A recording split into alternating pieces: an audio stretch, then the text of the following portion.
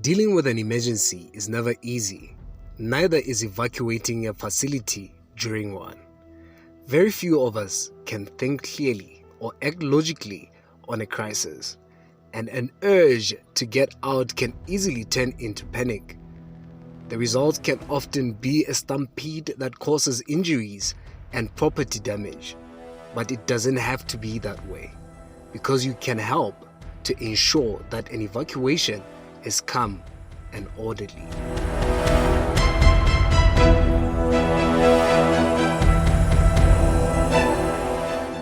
Getting everyone out of the building safely in an emergency takes teamwork. That means everyone needs to know who does what during an evacuation. The best place to start is at the top with evacuation wardens. Evacuation wardens are co-workers who have volunteered to take responsibility for getting everyone outside to safety.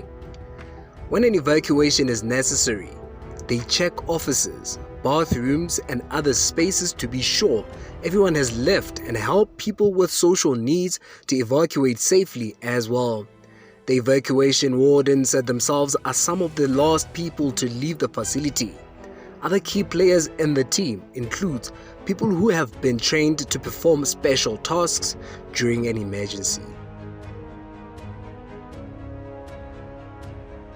Do you know where the emergency alarms are located in your facility? How about the closest exits? You can learn by consulting the floor plan diagrams that are posted in the various areas of your building. They will show all the locations of the alarms and evacuation routes that should be used from each work area.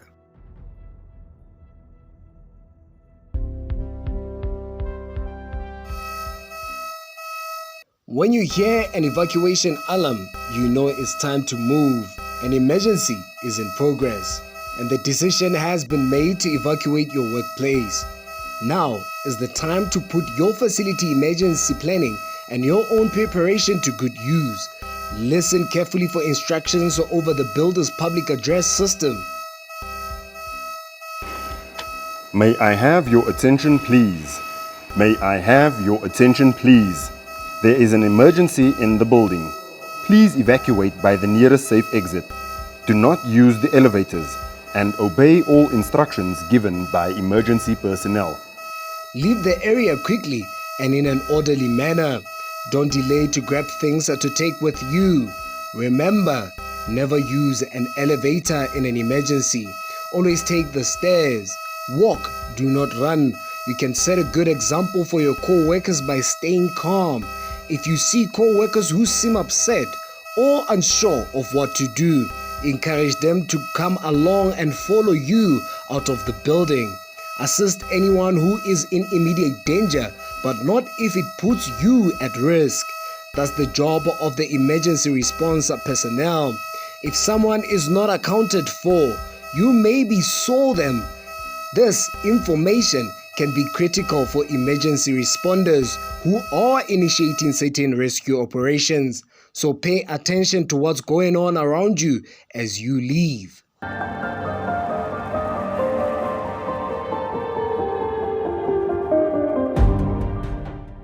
It is very important to carry the one who is severely injured carefully. Put them on the standard zip stretcher and avoid using the elevator. Hand over the patient to the EMS, that is the emergency medical service. Upon the arrival of the firefighters, they will check if everyone has evacuated before going to put out the fire.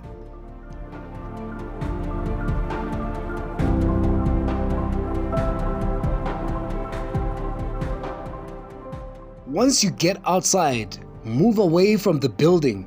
Go immediately to your assembly point. As soon as you arrive, report yourself present. Thank Okay, you. you can get it back in the light. Why now we're stopping and getting them?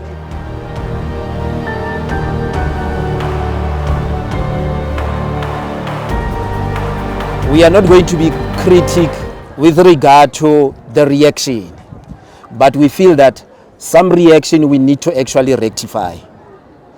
The reaction of stopping students from the library section to say no, stop while there are people coming down. No, It should be done simultaneously. Remember, we are having the staircase that were built with the width in line with the building and in line with the capacity. But I'm not going to say much. What am I going to say is, Ntate Mereko, we do need training. We can say it's satisfactory. But in the response of the fire, the way they came, and EMS, the way they came, in a real case, it's not going to happen like this. It will be in a professional manner and in a very serious way that everyone will be here. And then I like the way the medics, the first aiders did. I mean, it's for the first time they did this, but it was well done for them. Remember, we said the responsibilities of our fire marshals is to make sure that the people, when they come out of the building, they come straight to the assembly point. At least there were people who were missing. If it was a real thing, we could have maybe 10 or 15 people who were missing. Because when he was busy also taking names or doing the roll call, people were not here, you could see. There was, Dora made the call. And that was not a proper call, to be quite frank with you.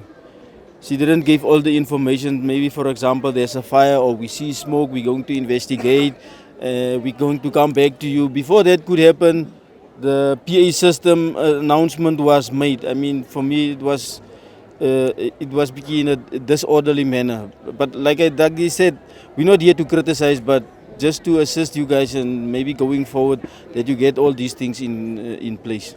What we did today is we tested the human factor, and you succeeded because that's what we tested. But we didn't test the systems in the building. Next time we need to integrate the human factor into the systems. In fact, this is the second university that has now adopted a physical drill. Most of the videos that we use in our training programs, we do a lot of fire training, we do a lot of emergency plannings, especially for education purposes. We use videos, and every time we use a video, it's a university in overseas. So there hasn't been a live video yet recorded in South Africa on an evacuation program of a local university. This is the first time, and I'd like to congratulate, and probably we're going to use this as our training going forward and the awareness that we are going to pass on to all 28 universities throughout the provinces going forward. So well done to Bloemfontein. It was a serious eye-opener. This was for the first time ever that probably most of us have done this. It was an eye-opener. We are occupying these buildings as staff, but we are also in charge of the students, the many students who are occupying the buildings. And we've realized that their lives are actually in our hands. So it is important for us to know everything about the building. I was with Dora on the third floor. We couldn't find this gentleman. So it says to us we don't know our building. So it's high time that we, as the people who are here on a daily basis, know all the corners of the building. That's one thing that I think, if we forget everything today, we must remember that one.